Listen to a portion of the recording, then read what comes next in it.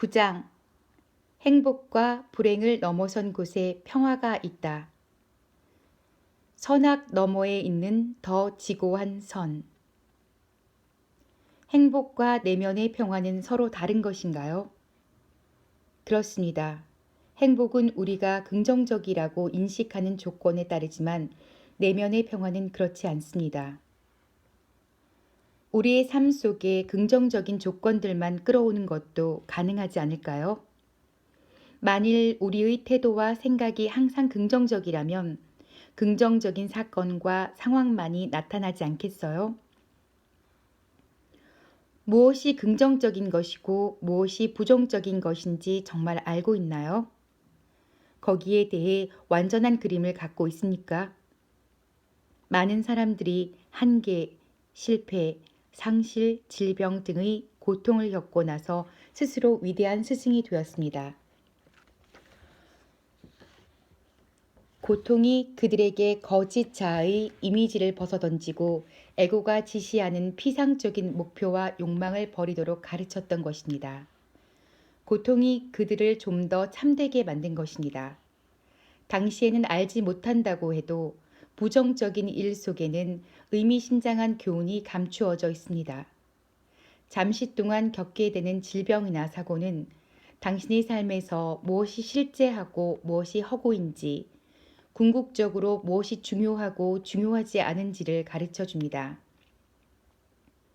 높은 전망대에서 보면 모든 조건은 항상 긍정적입니다. 정확히 말하자면 어떠한 조건도 긍정적이거나 부정적이라고 할 수 없습니다. 그냥 있는 그대로일 뿐입니다. 그리고 당신이 있는 그대로를 완전히 받아들이고 산다면 당신의 삶에는 더 이상 선이나 악이 없을 것입니다. 그것이 현명한 삶의 길입니다. 있다면 더 높은 선이 있을 뿐이며 그 선은 악을 포함하고 있습니다. 그러나 마음의 관점에서 보면 좋은 것과 나쁜 것, 선과 악, 좋아하고 싫어하는 것, 사랑과 증오가 있게 됩니다. 그래서 창세기에서처럼 아담과 이브는 선악과를 먹은 후 더 이상 천국에서 살 수 없었던 것입니다.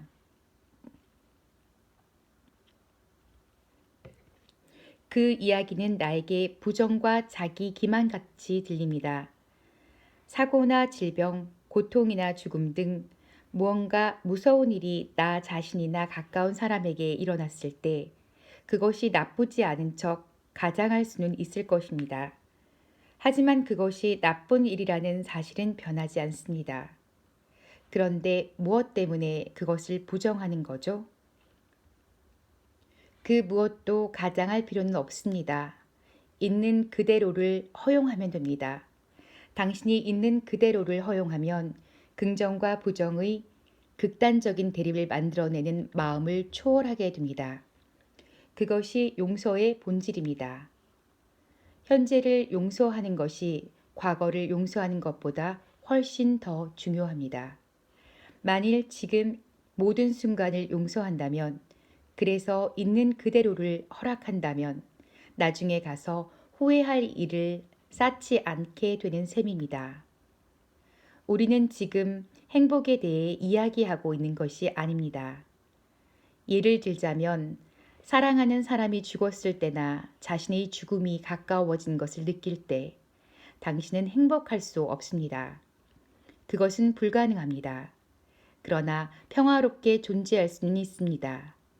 슬프고 눈물이 나겠지만 저항하는 마음을 버린다면 그 슬픔 아래서 깊은 평화와 고요 그리고 신성한 현존을 느낄 겁니다. 그것이 존재의 발산이고 내면의 평화이며 대립이 없는 선입니다. 내가 어떻게든 손을 쓸 수 있는 상황이라면 어떨까요? 상황을 있는 그대로 허락하면서 동시에 그것을 변화시킬 수도 있지 않겠습니까? 해야 할 일이 있으면 하십시오. 그러면서도 있는 그대로 받아들이십시오. 마음이란 저항과 동의어이기 때문에 있는 그대로 받아들이기만 하면 그 즉시 당신의 마음은 지배에서 벗어나 존재와 다시 연결될 것입니다. 그 결과 평소 에고의 행동에 대한 동기였던 두려움, 욕심, 지배, 방어, 거짓된 자의식의 욕구가 더 이상 작동하지 않게 됩니다. 이제 마음보다 훨씬 더 큰 지성이 충전되어 다른 차원의 의식이 당신의 행동 속으로 흘러들어갈 것입니다. 2000년 전 보기 드물게 세속적인 권세와 지혜를 겸비했던 마르쿠스 아우렐리우스는 이런 말을 했습니다. 운명의 무늬가 어떻게 엮어지든 다가오는 것은 모두 받아들여라. 이 세상에 당신의 욕심을 완전하게 채워주는 것이 어디 있겠는가. 대부분의 사람들은 크나큰 고통을 경험하고 나서야 비로소 저항하는 마음을 버리고 받아들이고 용서합니다. 그렇게 하자마자 즉시 위대한 기적이 일어납니다. 악이라고 여겼던 것을 통해서 의식이 활짝 깨어나고 고통이 내면의 평화로 바뀌는 것입니다. 이 세상의 모든 악과 고통은 이름과 형상 너머에 있는 우리의 진정한 모습을 일깨워 주기 위해 거기 존재합니다. 우리 제한된 관점에서 악이라고 알고 있는 것이 사실은 지고지순한 선의 일부인 것입니다. 그럼에도 이런 일은 용서하지 않으면 일어나지 않습니다. 당신이 모든 것을 다 받아들이고 용서할 때까지 악은 구제받지 못하고 악으로 남아있을 것입니다. 과거가 실제가 아님을 알아차리고 현재의 순간을 있는 그대로 받아들임으로써 변화의 기적은 내면에서뿐 아니라 바깥에서도 일어납니다. 확고하게 현존하는 고요한 공간이 당신 내부와 주위에 형성되면서 그러한 의식의 영역에 발을 들여놓는 사람들은 모두 그 영향을 받게 됩니다. 그 변화는 때로는 즉시 눈에 보일 수도 있고 더 깊은 차원에서 서서히 진행되다가 나중에 드러날 수도 있습니다. 아무것도 행하지 않고 단지 자주 강렬한 현존의 주파수를 유지하는 것만으로도 당신은 불화를 해소하고 고통을 치유하고 무지의 어둠을 추방할 수 있게 되는 것입니다. 잠시 명상하겠습니다. 그리고 명상이 끝나면 다시 시작하겠습니다. 삶이라는 드라마의 끝. 모든 것을 받아들이고 내면의 평화를 느낀다고 해도 일상적인 의식의 관점에서 보면 나쁘다고 말할 수 있는 것이 우리 인생에 끼어들 수 있지 않겠어요? 삶 속에서 일어나는 소위 나쁜 일들의 대부분은 무지의 어둠에서 비롯됩니다. 그런 일은 저절로 일어난다기보다 에고가 만들어낸다고 보아야 할 것입니다. 나는 그런 일들을 드라마라고 부릅니다. 완전히 당신이 깨어있게 되면 드라마는 더 이상 당신의 삶 속으로 들어오지 않습니다. 에고가 어떻게 작동되고 어떻게 드라마를 만들어내는지 잠시 돌이켜 보겠습니다. 당신이 마음을 지켜보지 않고 방심하면 에고는 당신의 삶을 지배합니다. 에고는 자기 자신을 냉담하고 적대적인 우주에서 홀로 분리된 단편이라고 인식합니다. 다른 어느 누구와도 진실로는 이어져 있지 않다고 봅니다. 자신을 둘러싸고 있는 다른 에고들을 위협적인 존재로 보고 자기 목적을 위해서라면 그들을 이용하려고 합니다. 에고는 기본적으로 자신의 두려움이나 결핍감과 싸우게 되어 있습니다. 그래서 저항하고 지배하고 힘을 행사하고 욕심을 부리고 방어를 하고 공격합니다. 에고의 어떤 전략은 매우 기민하고 영리한 것이지만 그렇다 해도 자신의 문제를 근본적으로 해결하지는 못합니다. 왜냐하면 에고 자체가 문제이기 때문입니다. 여러 에고가 함께 모이면 개인적인 관계에서든 조직이나 기구 안에서든 조만간 나쁜 일들이 벌어집니다. 갈등과 권력, 투쟁, 감정적, 육체적 폭력 등의 드라마가 펼쳐지는 것입니다. 무의식에 기인하는 전쟁이나 대량 학살, 착취 같은 집단적인 악도 에고의 짓입니다. 그뿐만이 아닙니다. 에고가 저항을 계속하게 되면 온갖 질병이 발생하고 몸 전체의 에너지 흐름이 가로막히게 됩니다. 그러다가 당신이 존재와 다시 연결되어 더 이상 마음의 지배를 받지 않으면 그런 일들을 만들지 않게 됩니다. 더 이상 드라마에 휘말리는 일이 없어지는 겁니다. 둘 이상의 에고가 함께 모일 때면 어김없이 이런저런 드라마가 뒤따릅니다. 하지만 완전히 혼자 산다고 해도 드라마는 여전히 만들어집니다. 신세 한탄을 하면 그것이 드라마입니다. 죄의식을 느끼거나 불안해하면 그것이 드라마입니다. 과거나 미래로 인해 현재가 흐려지면 심리적인 시간이 만들어지고 거기서 드라마의 재료가 생깁니다.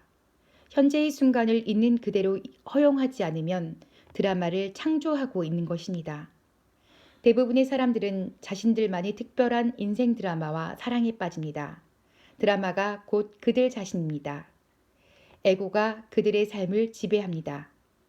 그들은 자아에 대한 감각 전체를 몽땅 에고에 투자해 왔습니다. 해답이나 해결책을 찾고 치유하기 위해 노력하는 것도 드라마의 일부가 됩니다. 물론 그런 노력은 대개 실패로 끝나고 말지만 그들이 가장 두려워하고 저항하는 것은 드라마가 끝나는 것입니다.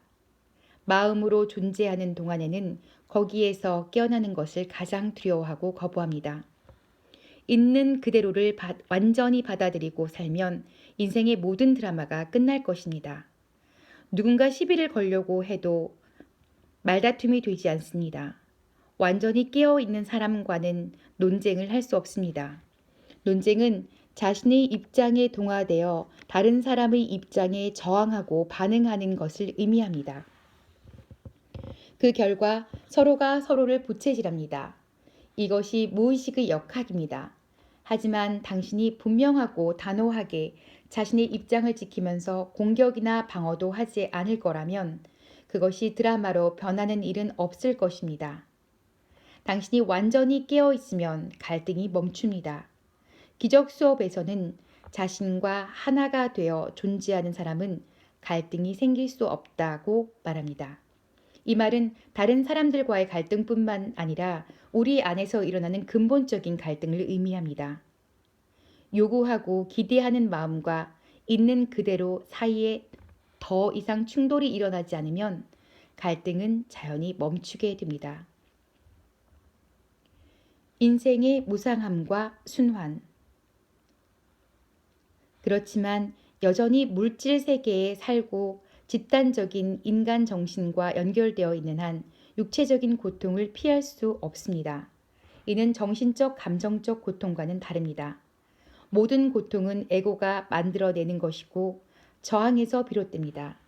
또한 당신이 물질 세계에 있는 한 당신은 자연의 순환과 항구적인 것은 아무것도 없다는 법칙을 따르게 됩니다. 그렇다고 해서 이것을 나쁘다고 할 수는 없습니다. 그냥 그러한 것입니다. 모든 것이 있음을 허용함으로써 대립되는 세상. 저변에 깔린 좀 더 깊은 차원이 당신 앞에 드러날 수 있습니다.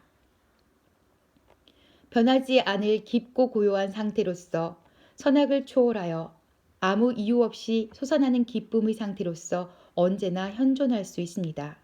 이것이 바로 존재의 기쁨이요 신의 평화입니다.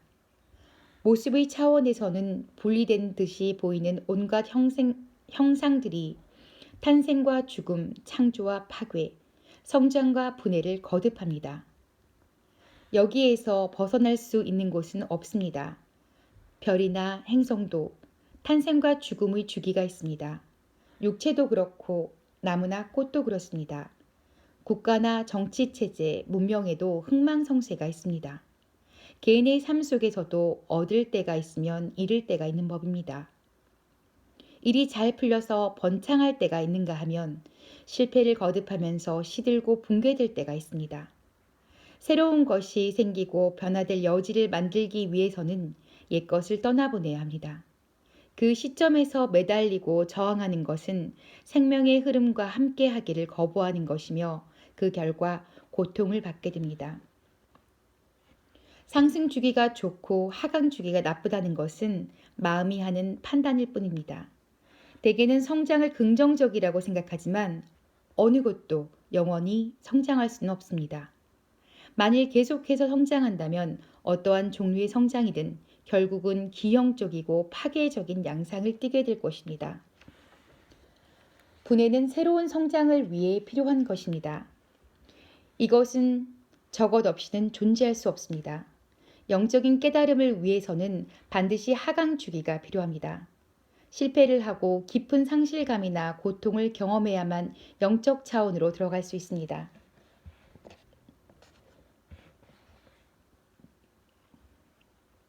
성공이 공허하고 무의미해져서 실패로 변할 수도 있습니다. 실패는 모든 성공 안에 숨어 있으며 모든 실패 안에는 성공이 숨어 있습니다. 눈에 보이는 모습의 차원에서 이 세상을 바라보면 모든 사람이 언젠가는 실패하고 모든 성취는 결국 헛된 것이 됩니다. 모든 형상은 영원하지 않습니다. 그럼에도 당신은 세상을 적극적으로 즐기면서 새로운 형태와 환경을 만들고 창조할 수 있습니다. 하지만 거기에 동화되지는 마십시오. 당신의 자의식을 거기에서 구할 필요는 없습니다. 그런 것들은 당신의 생명이 아니라 삶의 상황에 불과합니다. 당신의 육체 에너지 또한 상승하고 하강하는 주기의 지배를 받습니다. 항상 최고점에 있을 수는 없습니다. 에너지가 높을 때가 있으면 낮을 때도 있습니다. 매우 적극적이고 창조적인 시기가 있는 반면 모든 것이 제자리 걸음인 것 같고 어디에서 무슨 일을 해도 아무 소득이 없을 때가 있습니다. 그런 주기는 몇 시간에서 몇 년까지 지속될 수도 있습니다. 큰 주기가 있고 그 주기 안에 작은 주기가 있습니다. 질병은 침체된 에너지 주기에 저항해서 싸울 때 생기는 경우가 많습니다. 그러나 재생산을 위해서는 침체기가 절대 필요합니다. 마음과 동화되어 있는 한 당신은 불가피하게도 성공과 같은 외부 요인으로부터 자존심과 정체성을 찾으려는 경향을 보일 것입니다. 그러면 침체기를 인정하고 있는 그대로를 허락하기가 어렵고 불가능해집니다.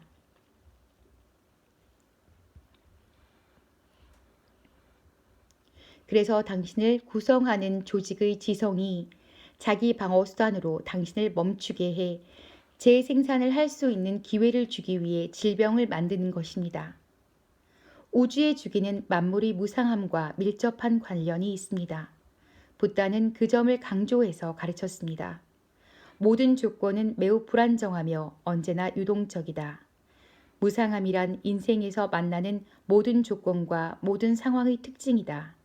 모든 것은 언젠가는 변하고 사라진다. 예수 또한 이 세상의 무상함에 대해 가르쳤습니다. 재물을 지상에 쌓아두지 말라. 지상에서 재물은 좀먹거나 녹이 슬어 못쓰게 되며 도둑이 뚫고 들어와 훔쳐간다. 마음이 인간관계나 재산, 사회적 지위, 장소, 육체적인 몸을 좋다고 판단하는 한 마음은 거기에 애착을 갖고 그것과 동화됩니다. 그러면 당신은 행복을 느끼고 자신에 대해 만족하고 그것이 당신의 일부이며 당신이라고 생각합니다. 그러나 좀 먹고 녹이 쓰는 차원에서는 그 무엇도 영속하는 것이 없습니다. 언젠가는 끝나거나 변하거나 완전히 뒤바뀔 수 있습니다. 예전에는 좋았던 조건이 갑자기 또는 서서히 나쁘게 바뀝니다. 같은 조건이 당신을 행복하게 했다가 나중에는 불행하게 만듭니다. 오늘의 부자가 내일은 빈털터리가 됩니다. 행복한 결혼과 달콤한 신혼이 불행한 이혼이나 불행한 동거가 됩니다.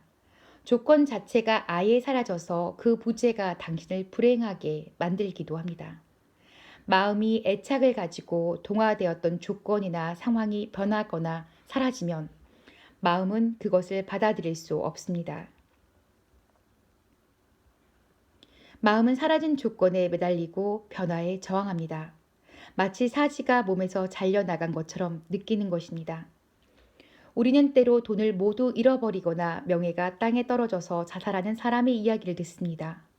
이는 극단적인 경우이지만 나쁜 일이 일어날 때마다 크게 상심을 해서 병이 나는 사람들은 흔히 찾아볼 수 있습니다. 그들은 생명과 생명이 처한 상황을 구별하지 못하는 것입니다. 나는 최근 80대에 죽은 유명한 여배우 이야기를 읽었습니다. 그녀는 자신의 아름다움이 시들기 시작하자 비관을 했고 점점 절망하다 은둔자가 되었습니다. 그녀는 외모라는 조건을 자신과 동일시했던 것입니다. 그 조건은 처음에 그녀에게 행복한 자의식을, 후에는 불행한 자의식을 주었습니다. 만일 그녀가 내면에 존재하는 무형의 영원한 삶과 연결될 수 있었다면 자신이 시들어가는 외모를 평화롭게 지켜보면서 받아들일 수 있었을 것입니다. 더 나아가서는 나이를 초월한 그녀의 진정한 본질이 투명하게 드러나면서 외모 또한 점점 더 빛을 발할 수도 있었을 것입니다. 그녀의 아름다움은 영적인 아름다움으로 변화되었을 것입니다. 그러나 아무도 그녀에게 그런 일이 가능하다고 말해주지 않았습니다. 가장 본질적인 진리를 아는 사람은 그다지 많지 않습니다. 잠시 명상하겠습니다. 명상이 끝나면 다시 시작하겠습니다.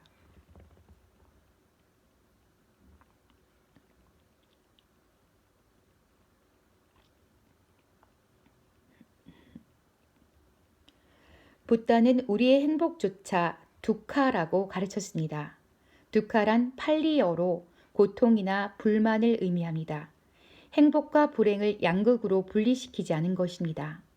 행복과 불행은 사실 하나입니다. 단지 시간의 환상이 그 둘을 분리하는 것뿐입니다. 이것은 부정적인 관점이 아닙니다. 사물의 본성을 알아차림으로써 남은 여생 동안엔 환상을 쫓지 말자는 것입니다. 당신이 더 이상 즐거워해서는 안 된다는 것도, 아름다운 사물이나 조건을 중요하게 여기지 말아야 한다는 것도 아닙니다. 하지만 그런 것들을 통해 정체성이나 영구성이나 만족을 추구한다면 그것은 결국 좌절과 고통만을 안겨줄 것입니다. 만일 사람들이 깨달음을 얻고 더 이상 사물을 통해 자신을 확인하지 않는다면 모든 광고 산업과 소비 사회는 한꺼번에 붕괴되어 버릴 것입니다.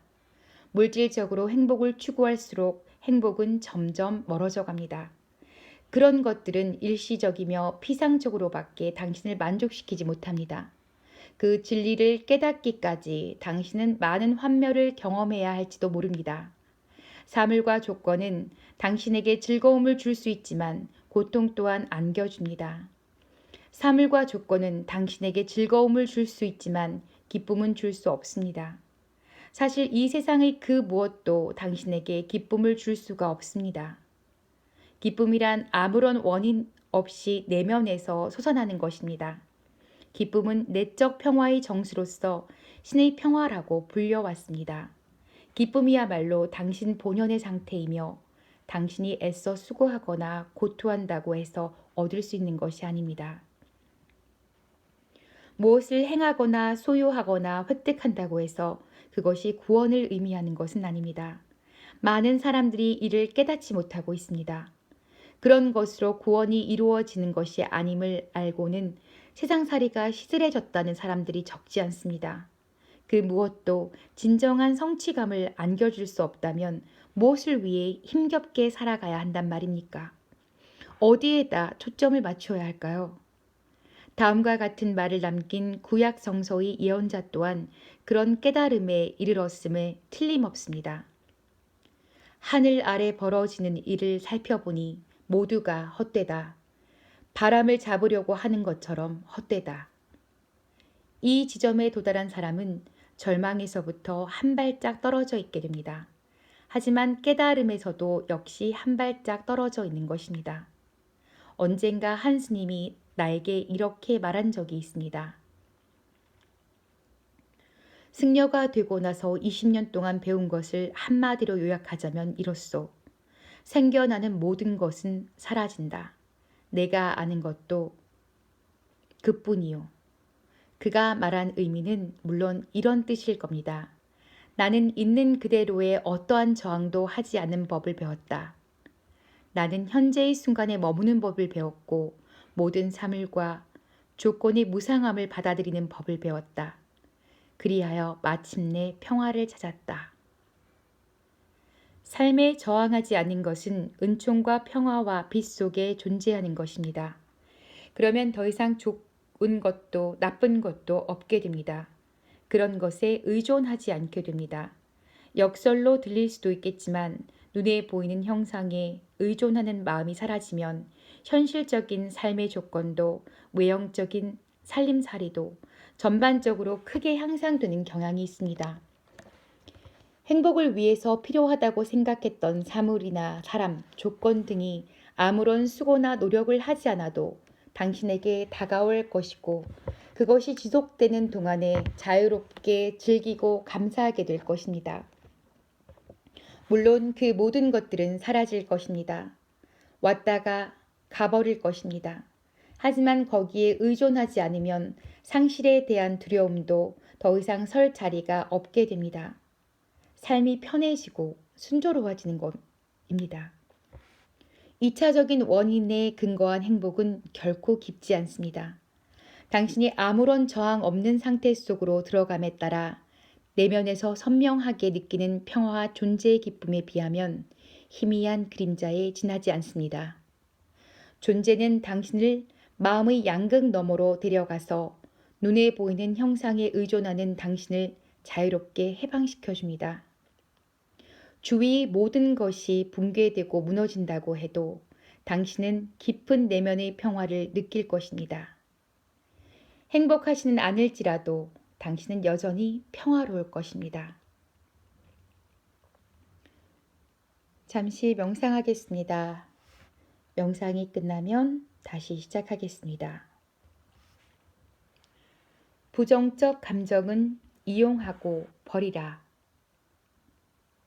내면의 저항은 그것이 무엇이든 이런저런 형상에 대해 부정하는 마음으로 나타납니다. 부정적 감정이란 모두 저항하는 마음입니다. 그 점에서 두 단어는 동의어입니다. 부정적 감정은 분노나 초조함에서 격심한 분노에 이르기까지 우울한 기분이나 시무룩한 원망에서 자살에 이르는 절망까지 실로 다양합니다. 저항하는 마음이 감정적인 업장을 자극하면 대수롭지 않은 상황에서도 분노, 절망, 깊은 슬픔과 같은 강한 부정적 감정이 일어날 수 있습니다. 에고는 부정적 감정을 통해 현실을 조작함으로써 자신이 원하는 것을 얻을 수 있다고 믿습니다. 부정적인 감정을 통해 바람직한 조건을 끌어오면 바람직하지 못한 조건이 해소된다고 믿습니다. 기적 수업은 이 점을 적절하게 지적하고 있습니다. 불행해질 때마다 마음을 잘 살펴보라. 당신이 원하는 대로 살 수 있다고 믿는 사람 마음이 바로 불행이다. 불행한 마음자리에는 항상 그런 무의식적인 믿음이 깔려 있다. 마음과 동화된 당신이 만약 불행이 그 같은 방식으로 작동한다는 것을 믿지 않는다면 무엇 때문에 그런 불행을 만들어낼까요? 물론 부정적 감정은 아무런 쓸모가 없습니다. 부정적 감정은 바람직한 조건을 끌어내기는커녕 방해할 뿐입니다. 바람직하지 못한 것을 분해하는 것이 아니라 그대로 유지합니다. 부정적 감정이 유일하게 제대로 하는 일이 있다면 에고를 강화하는 것이며 그것이 바로 에고가 부정성을 사랑하는 이유입니다. 당신이 만약 어떤 종류의 부정적 감정을 자신과 동일시하게 되면 당신은 그것을 떠나보내고 싶어 하지 않게 됩니다.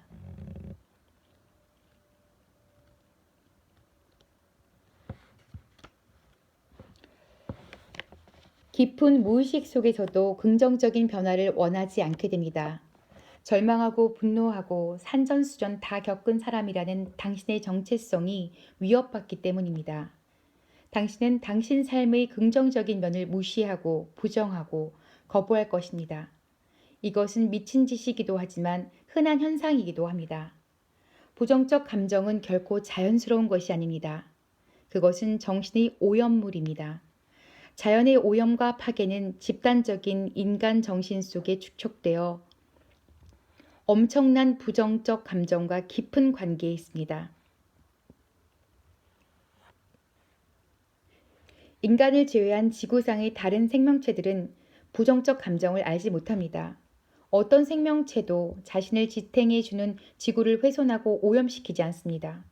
불행한 꽃을, 스트레스를 받는 떡갈나무를 본 적 있습니까?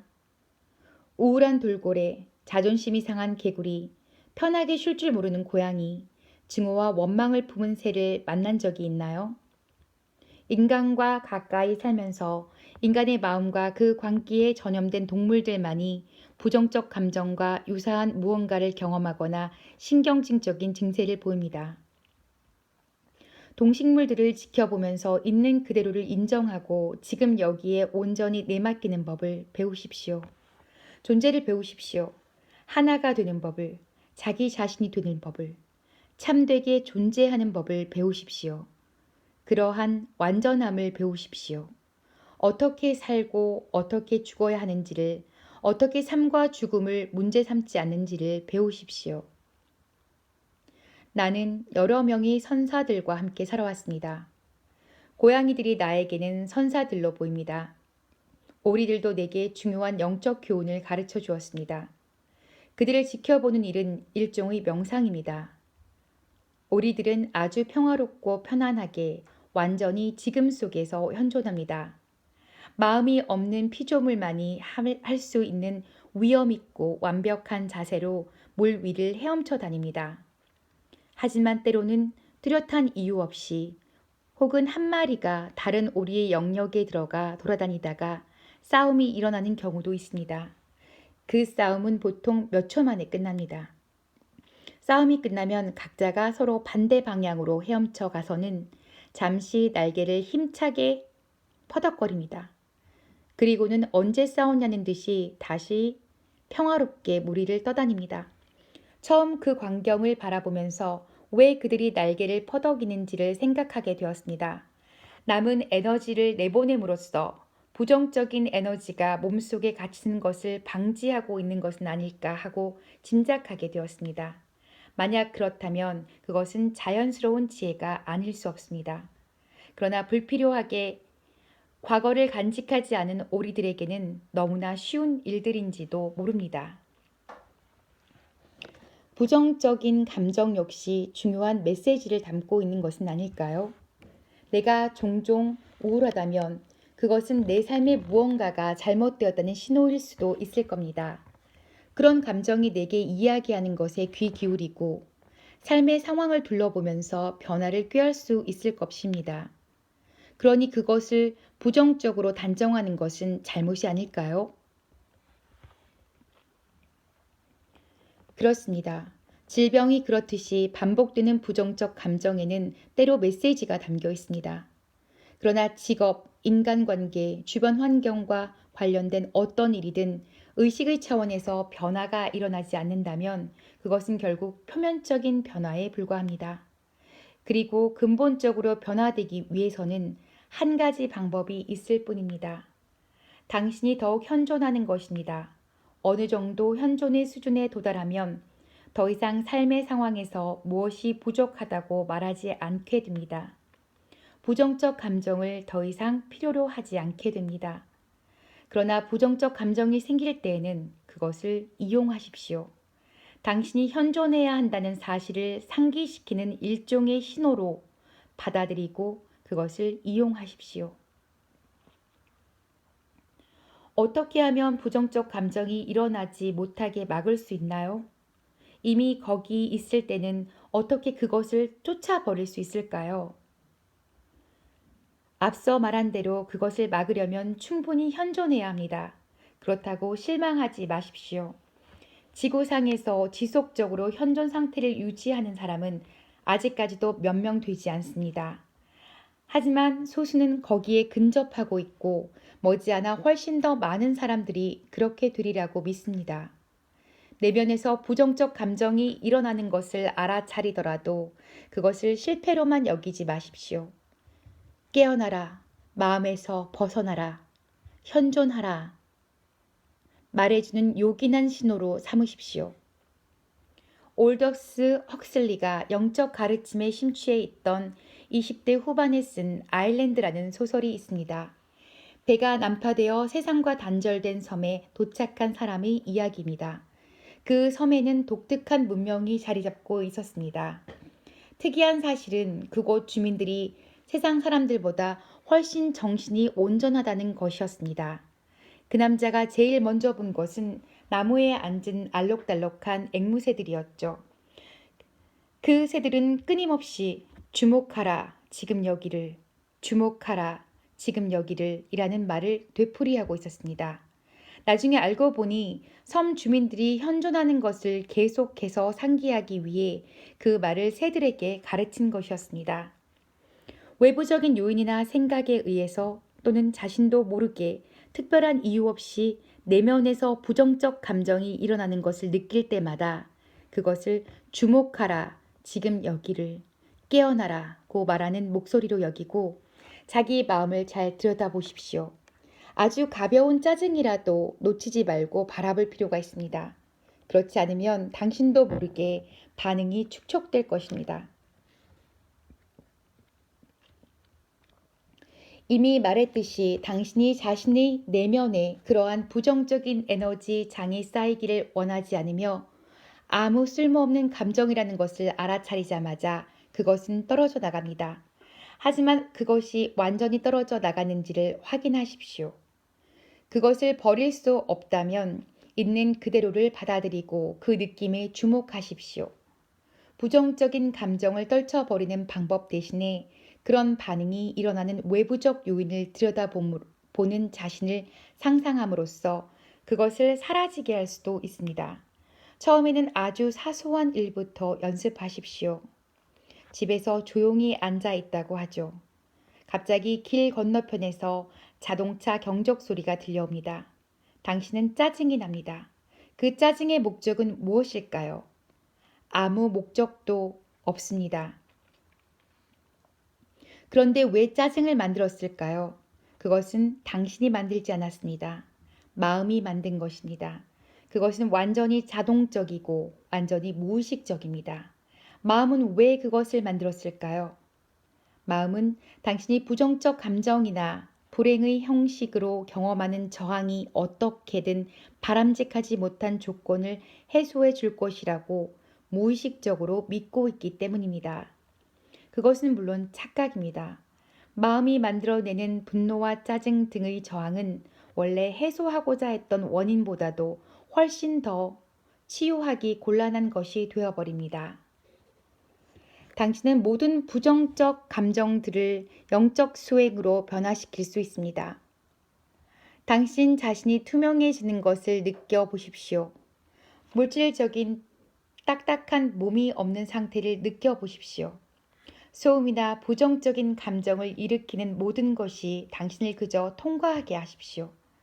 당신의 내면에서 더 이상 딱딱한 벽에 부딪히는 일이 없도록 하십시오.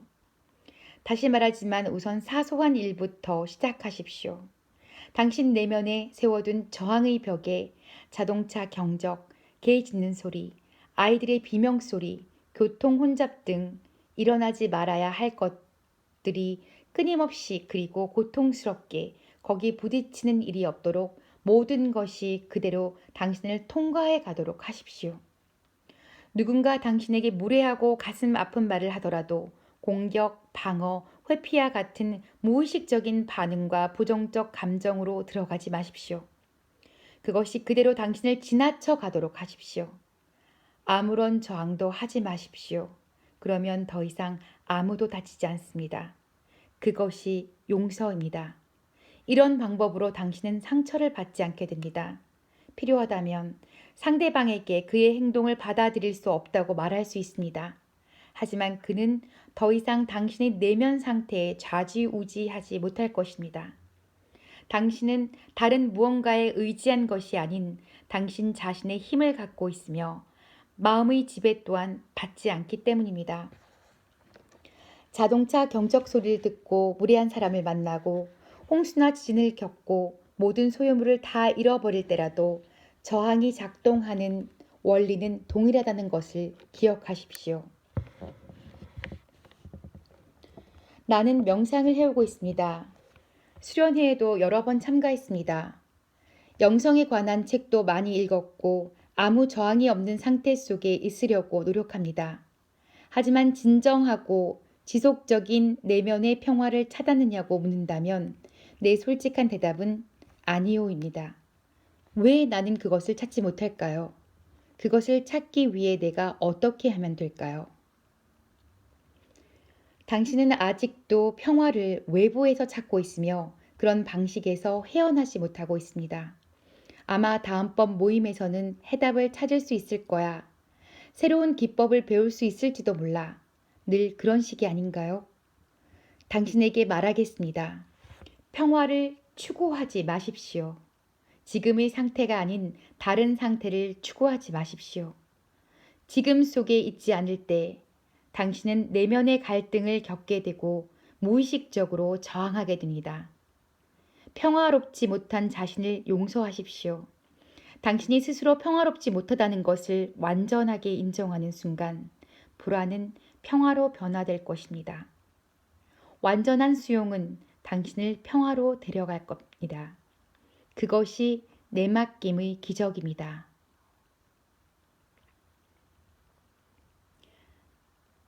잠시 명상하겠습니다. 명상이 끝나면 다시 시작하겠습니다.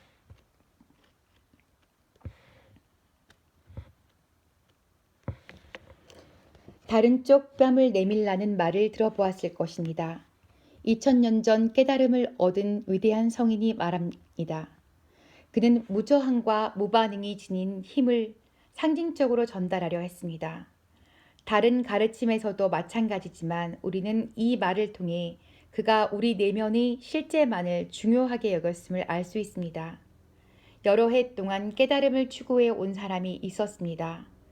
어느 날 시장을 걸어가다가 정육점 주인과 손님 사이에 오가는 대화를 듣게 되었습니다. 이 집에서 제일 좋은 고기를 주시오.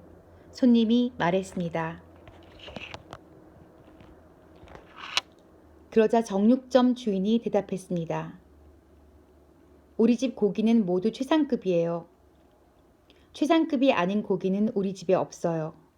이 말을 듣고 그는 깨닫게 되었다고 합니다. 여러분은 어떤 설명을 기다리고 있을 것입니다.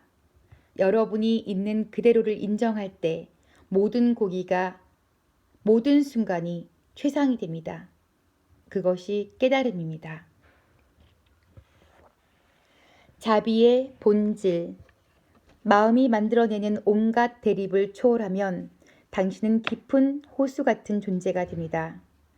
당신의 외부적인 삶의 상황은 거기에서 무슨 일이 일어나든 호수의 수면과 같습니다. 주기와 계절에 따라 때로는 잔잔하고 때로는 바람이 불고 거칠게 파도가 일어납니다. 그러나 호수 깊은 곳은 언제나 아무런 방해도 받지 않습니다. 당신은 호수의 수면이 아니라 호수 전체입니다. 당신은 고요하게 남아있는 당신의 깊은 내면과 긴밀하게 연결되어 있습니다. 당신은 삶의 상황에 연연함으로써 변화에 저항하지 않습니다. 당신 내면의 평화는 외부적 삶의 상황에 의존하지 않습니다. 당신은 변하지 않는, 시간이 없는, 죽음이 없는 존재 안에 거주합니다. 끊임없이 변화하는 걷거죽의 세상에서 행복이나 성취를 얻을 수 있으리라는 생각을 하지 않습니다. 당신은 끊임없이 변화되는 세상을 즐기고 세상과 더불어 놀고 새로운 형상을 창조하고 삼라만상의 아름다움에 감사합니다. 그러면서 그 무엇에도 집착해야 할 필요성은 느끼지 않을 것입니다. 우리가 그렇게 초연해지면 다른 사람들로부터 그만큼 멀어지는 것 아닐까요? 오히려 정반대입니다. 존재를 알지 못하는 한 당신은 다른 사람의 참모습을 볼 수 없을 것입니다. 왜냐하면 당신 자신의 참모습도 발견하지 못했기 때문입니다. 당신은 다른 사람들의 형상에 대해 좋아하거나 싫어하는 마음이 생길 것입니다. 여기서 다른 사람들의 형상이라는 것은 그들의 몸만을 가리키지 않고 마음까지도 포함합니다. 진정한 관계는 존재에 대해 깨어있을 때에만 가능합니다. 존재를 인식함으로써 당신은 상대방의 몸과 마음을 하나의 스크린처럼 여길 수 있게 됩니다. 당신 자신의 참모습을 느끼듯 그 스크린 너머에 있는 상대방의 진정한 참모습을 느낄 수 있게 됩니다. 그래서 누군가의 고통이나 무지에 쌓인 행동에 직면했을 때에도 당신은 현존하면서 존재와 접촉할 수 있게 되고, 그래서 상대방의 모습 너머를 바라보고 당신 자신의 존재를 통해 그의 찬란하고 순수한 존재를 느낄 수 있게 됩니다. 존재의 차원에서는 모든 고통이 환상으로 보입니다. 고통은 모습과 자신을 동일시하는 데서 비롯됩니다. 이러한 깨달음은 준비가 된 사람들의 존재의식을 일깨움으로써 치유의 기적을 낳기도 합니다. 그것이 자비입니까? 그렇습니다. 자비심은 당신 자신과 모든 창조물 사이의 깊은 연대를 깨닫는 데서 옵니다. 자비심에는 두 가지 측면이 있습니다. 우선 육체로서 존재하는 당신은 다른 사람들과 모든 생명체와 함께 병들고 죽을 수밖에 없습니다. 나는 이 사람과 공통점이 아무것도 없다는 생각이 들 때는 공통점이 아주 많다는 것을 기억하십시오. 지금부터 얼마 후 2년 후나 70년 후에는 우리 모두 썩어가는 시체가 될 것입니다. 먼지 더미로 변했다가 흔적도 없이 사라질 것입니다. 이것이야말로 누구도 부인할 수 없는 있는 그대로에 대한 겸손한 깨달음입니다. 이는 결코 부정적인 생각이 아닙니다. 그저 하나의 사실일 뿐입니다. 이 사실을 왜 모른 척 하십니까? 그런 면에서 우리와 다른 모든 피조물은 완전히 똑같습니다. 가장 강력한 영적 수행 중 하나는 당신의 육신을 포함한 물질적 형상의 죽음에 대해 깊이 명상하는 것입니다. 죽음 이전의 죽음 명상이라고 할 수 있습니다. 그 속으로 깊이 들어가십시오. 그러면 당신의 물질적인 형태가 분해되기 시작할 것입니다. 하지만 당신은 여전히 거기 있습니다. 신성한 현존으로 빛을 발하며 완전히 깨어 있습니다. 죽는 것은 단지 참되지 않은 것들 뿐입니다. 즉, 이름과 형태와 환상뿐이죠. 잠시 명상하겠습니다. 명상이 끝나면 다시 시작하겠습니다. 죽음이 없는 차원과 당신의 참된 본질에 대한 인식은 자비심의 또 다른 측면입니다. 자비심은 일종의 심오한 느낌으로 당신 자신의 불멸뿐 아니라 다른 창조물의 불멸까지 인식하는 것입니다. 눈에 보이는 모습의 차원에서 당신은 누구도 죽음을 피할 수 없다는 사실과 불안정한 존재라는 사실을 만물과 공유하고 있습니다. 그리고 존재의 차원에서는 영원하고 찬란히 빛나는 생명을 공유하고 있습니다. 이것이 자비심의 두 가지 측면입니다. 겉으로 보기에는 상반되는 슬픔과 기쁨도 자비심 속에서는 하나로 융합되어 깊은 내면의 공간으로 변화됩니다. 이것이 신의 평화입니다.